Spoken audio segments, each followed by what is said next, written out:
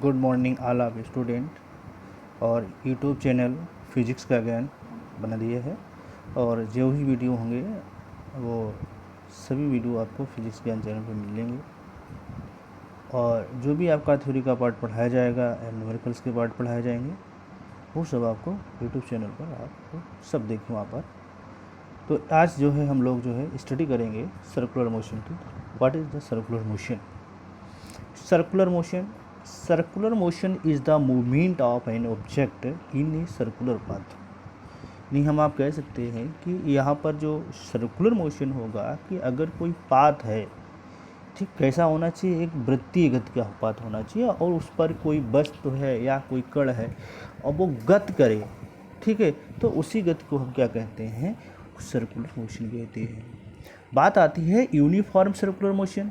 Uniform circular motion में क्या है कि when a particle moves on a circular path with constant speed. ना यूनिफॉर्म की बात हो रही, तो यूनिफॉर्म में क्या है कि कोई भी कण है एक सर्कुलर पाथ पर एक नियत चाल से चलेगा, तो उसी को हम क्या कहेंगे? Uniform circular motion. क्या कहेंगे बेटा? Uniform circular motion. When a particle moves on a circular path with a constant speed, then its motion is said to be uniform circular motion in plane. This motion has an acceleration whose magnitude remains constant but whose direction changes continuously. Non-uniform circular motion. Non uniform circular motion में क्या है ना कि if the magnitude of velocity of the body in a circular motion is not constant. क्या कह रहा है? If the magnitude of the velocity of the body in a circular path is not constant, then it is called non uniform circular motion. फिर से बोलेंगे, if the magnitude of velocity of the body in a circular motion is not constant, then it is called non-uniform circular motion. Not है कि ये special kind of circular motion is when an object rotates around itself. This can be called spinning motion variable in circular motion. बेटा next heading है आपकी, क्या है? Angular displacement. Angular displacement what do you mean angular displacement? इसको हम लोग कहते हैं कोणीय विस्थापन।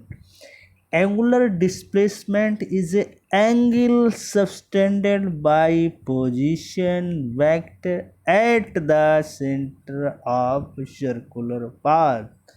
यानी यहाँ पर जो एंगुलर डिस्प्लेसमेंट है वो पोजीशन वेक्टर कहता है कि angular displacement is angle subtended the position vector at the centre of the circular path. Angular displacement delta theta is equal to delta s upon r. Angle is arc upon radius, where delta s is the linear displacement and r is the radius. Its unit is radian. Angular velocity, the time rate of change of angular displacement delta theta is called angular velocity. It is denoted by omega. मतलब angular velocity को किससे denote करेंगे हम लोग? Omega से। तो average angular velocity omega बार delta theta upon delta T.